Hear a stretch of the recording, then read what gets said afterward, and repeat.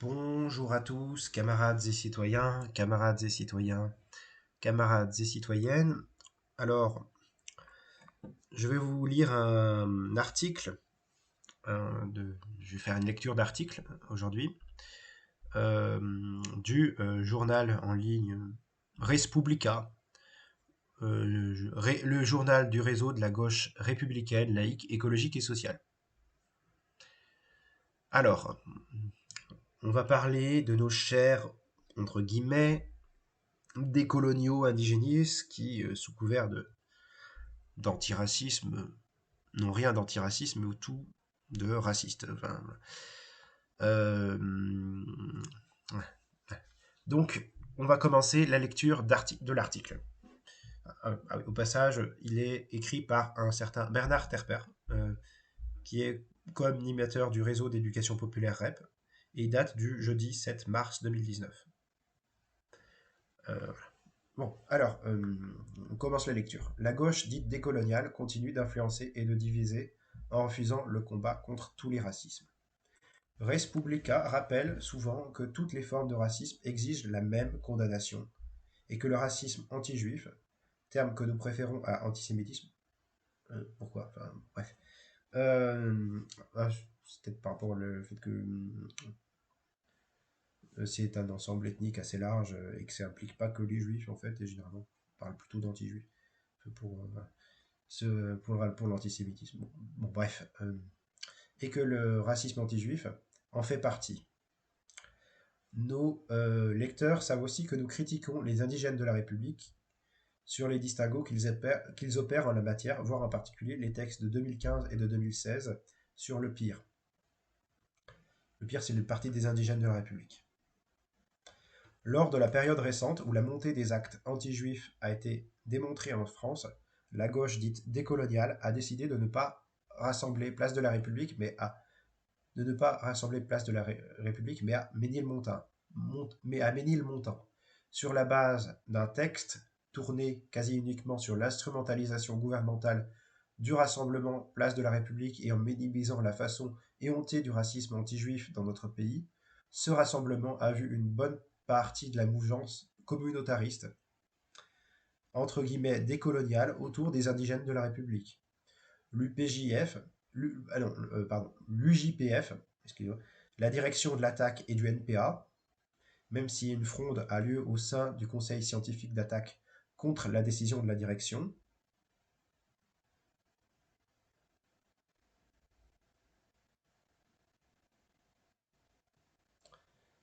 Un article de la revue Vacarme,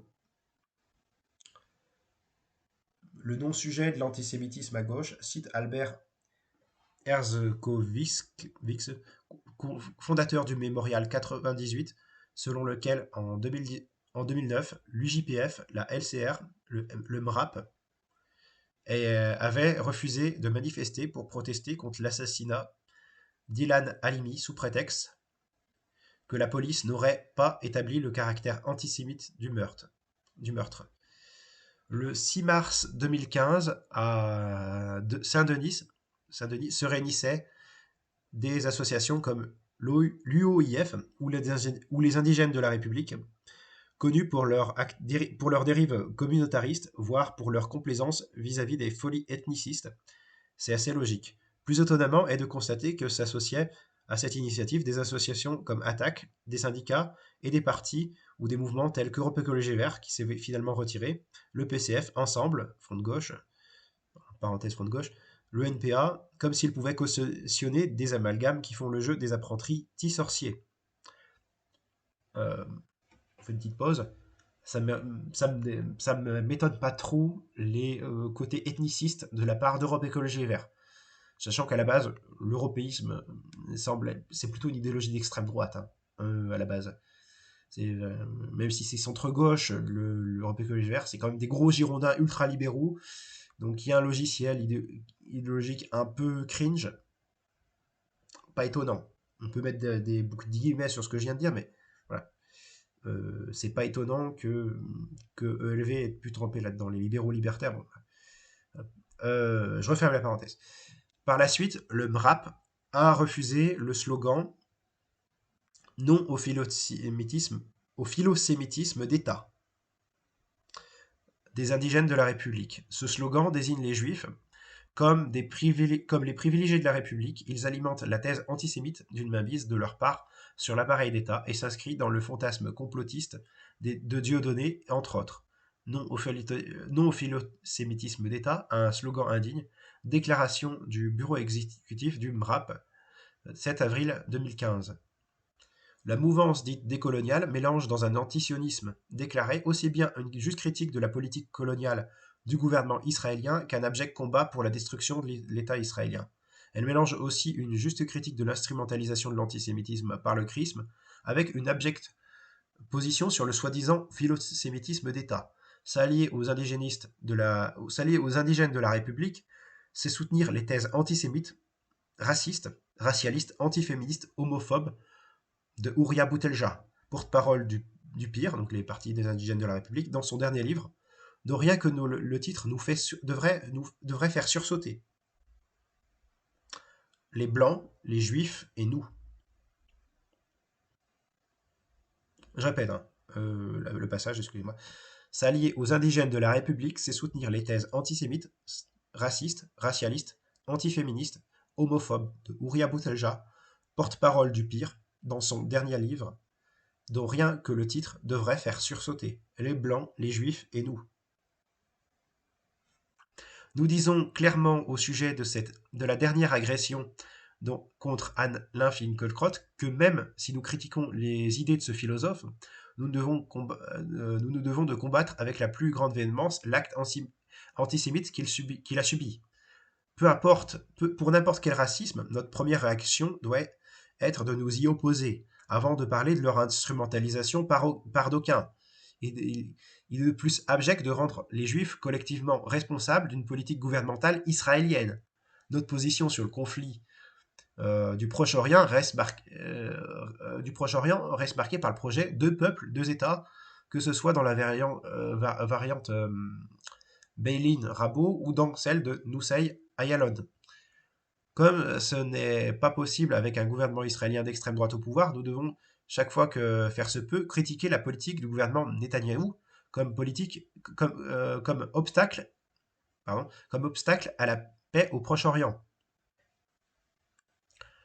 De pire en pire, un jeu de mots sur parti des indigènes de la République avec le pire, le mouvement réactionnaire des indigènes de la République. La politique racialiste du pire justifie la critique des gilets jaunes à cause de la frontière raciale frontière raciale qui persiste entre les deux. Ces gilets jaunes sont, entre guillemets, principalement des gilets blancs, autant dans leur composition sociale que dans leurs revendications, écrit un militant du PIR sur leur site. Lors du rassemblement de Ménilmontant, voici ce que dit Ouria Boutelja, la principale porte-parole du PIR.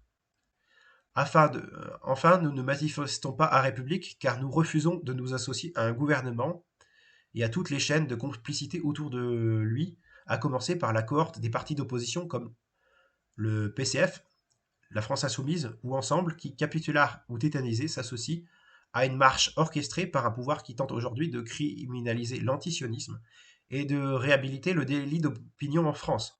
Nous refusons de nous associer à ceux qui, sur la scène internationale, dansent le tango avec Netanyahou.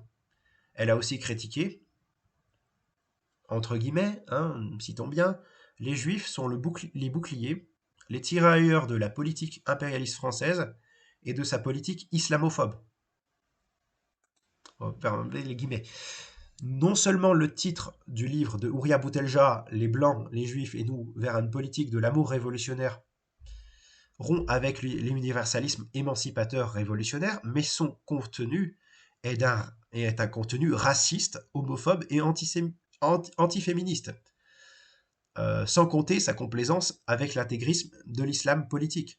Que ce mouvement ait de l'influence dans de nombreuses organisations syndicales et politiques de la gauche, dite radicale, est l'une des raisons, quoique malheureusement pas la seule, de l'incapacité de cette gauche syndicale et politique à jouer son rôle de ferment du bloc historique nécessaire pour combattre le mouvement réformateur néolibéral et son futur allié en cas de crise paroxystique, l'extrême droite sous toutes ses formes. En parenthèse, je rappelle que l'islamisme constitue en lui-même une forme d'extrême droite. Donc voilà. Euh, sans cordon sanitaire contre ce cancer dans toutes les organisations qui se veulent engager un processus de transformation sociale et politique émancipateur, la gauche sera exclue de la représentation populaire et laissera se faire la bataille centrale entre le dispositif macroniste et l'union des droites autour du Rassemblement national. Déjà, le mal est profond car la gauche ne représente aujourd'hui que 25% des suffrages exprimés et le syndicalisme dit de lutte a été coiffé par la CFDT devenue premier syndicat du pays. Le processus de division de la gauche par les communautaristes, dont les indigènes de la République sont le cœur actif, est une des causes importantes de la descente aux enfers de cette gauche. Bien sûr, l'antidote pour fédérer les peuples reste la liaison du combat laïque et du combat social, voir combat laïque, combat social.net, je ferme la parenthèse, le racisme, l'antiféminisme et l'homophobie d'Ouria Boutelja, mis au jour. C'était sur un plateau de télévision en 2016, entre parenthèses, entre guillemets, pardon. Je pense que ce qui a changé, c'est qu'il y a une partie de l'antiracisme, et ça me fait beaucoup de peine à dire ça, qui est devenue raciste. Je parle de vous, Madame Boutelja. Fermez les guillemets. Entame Thomas Guénolé. Entame Thomas Guénolé en montrant une photographie sur laquelle Ouria Boutelja pousse en l'air et sourire aux lèvres à côté d'une pancarte, où on peut lire les sionistes au goulag. Il commente, ça signifie au sens strict que les juifs favorables à l'existence d'Israël doivent être envoyés dans des camps de concentration. Puis, la voix posée et la scène, par ailleurs, vous êtes raciste, madame, et cite un passage du livre précité de Ouria Boutelja. Ouvrir les guillemets, la blanchité est une forteresse, tout blanc est bâtisseur de cette forteresse. Fermez les guillemets. Il écrit la militante. Décryptage de Guénolé. Tout blanc, c'est une génération fondée tout blanc, c'est une généralisation fondée sur la couleur de peau. Sur la couleur de la peau. Cette généralisation fondée sur la couleur de la peau, surtout pour un propos négatif, c'est du racisme, madame. Pire, si une femme noire est violée par un noir, c'est compréhensible qu'elle ne porte pas plainte pour protéger la communauté noire. Déjà en 2015, elle disait l'idéologie selon laquelle les couples mixtes, la rencontre entre deux cultures, c'est beau, c'est pourri. Fermez les guillemets. Réplique de Thomas Guénolé. Donc, les noirs avec les noirs, les arabes avec les arabes, les blancs avec les blancs. D'un point de vue technique, pour suivre votre idée, il faudrait faire des lois raciales. Donc, fermez les guillemets. Sur l'homosexualité, il cite encore, on va pas en avoir fini de Ouria Boutelja. Comme chacun sait, la tarlouse n'est pas tout à fait un homme. Ainsi, l'arabe qui perd sa puissance virile n'est plus un homme. Fermez les guillemets. Vous voyez, enfin, ferme parenthèse, mais à quel point cette dame, qu'on appelle Ouria Boutelja, qui se dit antiraciste, est abjecte. Séparation des cultures, catégorisation raciale, séparation culturelle, homophobie. Ah, ça. Et un certain nombre de boutélégiens traitent les laïcs de réactionnaires, les laïcs universalistes de réactionnaires. C'est assez... c'est répugnant, ce genre de choses. Je continue, désolé. Remplacer la lutte des classes par la lutte des races. Boutelja répond. On ouvre les guillemets. Je ne vais pas m'étendre, puisqu'une partie des citations de M. Guénolé sont parfaitement vraies, et je les assume. Simplement, il va falloir lire le livre pour se faire une idée de la précision avec laquelle j'utilise un certain nombre de concepts. Le clivage de race est un clivage qui n'est pas assumé ou ne veut pas être vu au prétexte que la race n'existant pas, on ne peut pas s'attaquer. La race existant, on ne peut pas la faire exister. Voilà, on crée du racisme en pointant du doigt l'existence des races sociales qui sont en réalité un produit de l'histoire et du pouvoir. On ferme les guillemets. Tout était dit déjà. Bon, alors, camarades et citoyennes, on a fait l'article de cet article, la lecture de cet article, et comme chacun sait, je, je suis dans une optique d'universalisme républicain. Donc, ça me dégoûte qu'une certaine gauche aujourd'hui euh, soit bouche béante devant cette ordure, hein, enfin, cette personne qui est Ouria Boutelja. Hein. Je suis désolé de dire les choses de façon crue, mais cet individu qui s'appelle Ouria Boutelja tient des propos orduriers. Sont des propos qui sont absolument inhumains, abjects, et qui sont non seulement des propos qui sont inhumainement abjects d'un point de vue humain, mais qui, du point de vue de la lutte des classes, sont facteurs de division. Et il y a une gauche aujourd'hui qui est suffisamment conne pour en faire un logiciel idéologique qu'elle estime pertinent. Et ça, c'est extrêmement dangereux. Hein. C'est extrêmement dangereux de créer des clivages ethniques, culturels, identitaires de ce genre. Voilà. Bon. Après, sur la question d'Israël, je pourrais comprendre les positions antisionistes si elles restent antisionistes et qu'elles ne dérivent pas sur de l'antisémitisme. Étant donné que, enfin, voilà, étant donné que qu'Israël est aujourd'hui un satellite des États-Unis d'Amérique dans les régions du Moyen-Orient, je peux comprendre l'antisionisme, mais après, ce que je vois, c'est que aujourd'hui, on a des mouvements, enfin, dans le Front de libération de la Palestine, vous avez autant des communistes que des islamistes et de l'extrême droite traditionnelle. Donc, considérer que ça va être un combat anti-impérialiste, faut espérer que les communistes gagnent et qu'ils se fassent pas zigouiller par les islamistes. Si jamais gagnent les Palestiniens contre les, si jamais les Palestiniens arrivent à avoir à s'émanciper d'Israël, il faut espérer que ce ne soit pas les islamistes qui remportent la mise et il faut espérer que ce soit les communistes et que ce soit qu'il y ait une vision laïque qui triomphe face aux intégristes islamistes. Et ça, je suis pas sûr que ça soit gagné. Oui. Donc, voilà. C'est vraiment un bal qui gangrène aujourd'hui la gauche et le communautarisme euh, indigéniste, une gauche qui a renié son historicité laïque, son histoire laïque, propre, qui est proprement un des piliers de la gauche en fait, la laïcité.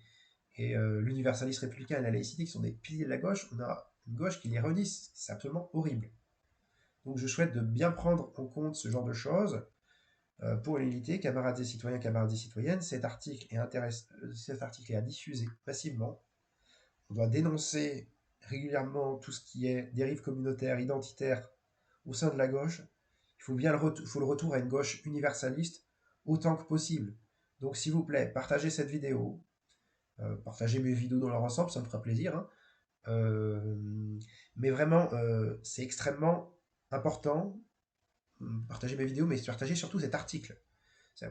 On doit lutter et l'ouvrir face au danger communautariste, qui est un danger de division de la classe ouvrière, et qui est un danger aussi simplement pour les droits humains fondamentaux, pour la dignité humaine elle-même. C'est le danger de transformer un antiracisme en racisme, c'est extrêmement dangereux et pervers. Le capital, il a gagné si on se laisse infecter par une gauche anti-laïque. Donc, s'il vous plaît, camarades et citoyens, camarades et citoyennes, prenez bien en compte cette vidéo-là. Elle est très intéressante, elle est très importante, de mon point de vue. C'est le retour de la gauche, l'importance d'avoir une gauche qui soit attachée à fond à l'universalisme républicain. Sur ce, camarades et citoyens, camarades et citoyennes, prenez soin de vous. Raison, égalité, camarades, nous vaincrons.